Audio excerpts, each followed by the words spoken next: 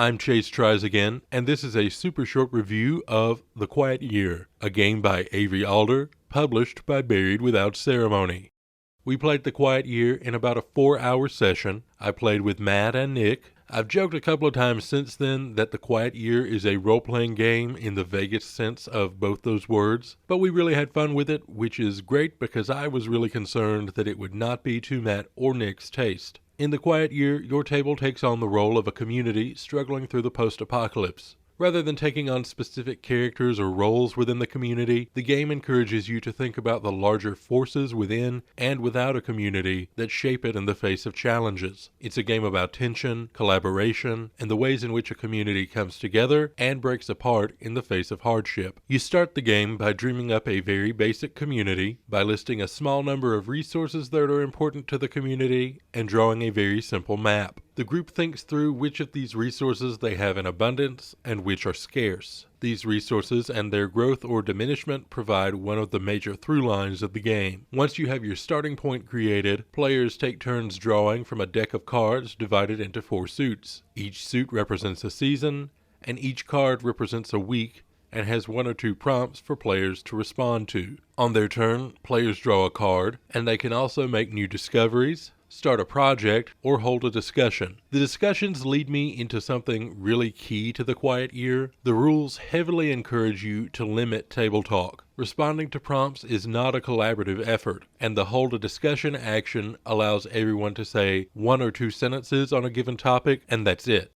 Now, I cannot pretend my table played with any kind of decorum. We are large children and easily amused. But we did, I think, do a pretty good job of keeping our table talk off topic enough that it didn't strongly influence our actions. There were only a couple of times that we really discussed out of turn because someone completely mind blanked on a prompt. The goal of this limited discussion is to simulate the complex and closureless discourse that happens within real communities, where conflicts aren't always resolved, not everyone gets to speak their piece, and decisions have to be made without everyone's insight or approval. And I think this works fairly well, even if you are being a bunch of immature dinguses making jokes about the cranky old people that live by the river the whole game. The game also includes rules for contempt tokens. Essentially, if someone makes a decision you don't like or don't feel included in, you don't talk about it, you take a contempt token. And you can discard a contempt token if someone makes a choice you feel mends that injury. Contempt tokens represent tension, and that's really all they do. Matt really wanted them to have a more complex mechanical purpose, and he's not alone in that. Justin Alexander over at the Alexandrian called the contempt tokens empty and meaningless in his review. I wasn't sure whether I would find them useful or not, and to be honest, I'm still not sure. I would need to play at more tables with more people before I decided to drop them completely, but I do disagree with Justin. They are not empty and meaningless, although they have no real mechanical heft. Here's my take.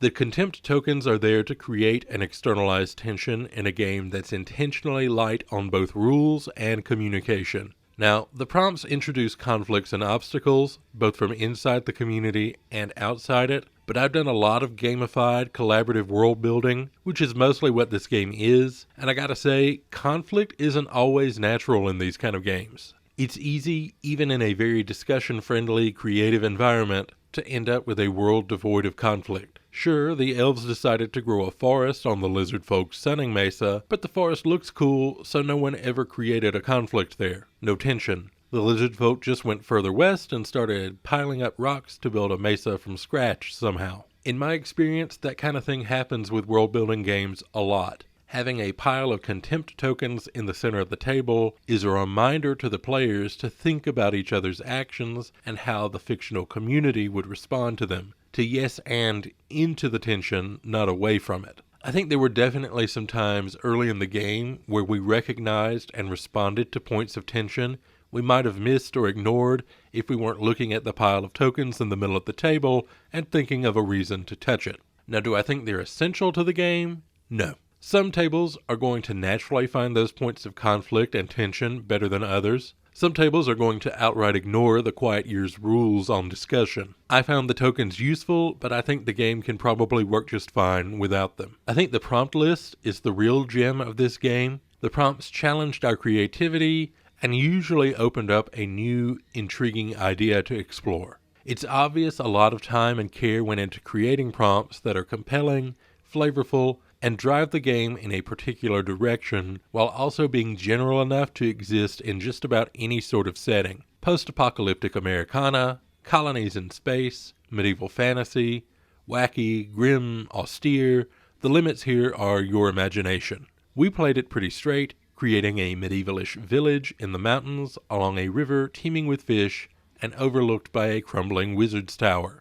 Our village was mostly occupied with fishing and farming, but the threat of bears and strange happenings in the woods also got us working on the village's defenses. A group of villagers started researching in the wizard's tower and learning magic, but the village was plagued by mysterious disappearances and masses of dead birds. The village was surrounded by strange ruins and monuments, and the villagers became reasonably wary of these places. Eventually, the village came into conflict with a cult that worshipped the wild bears of the mountain, and we learned that one of our own mages had been sabotaging us. And that's just about where the game ended.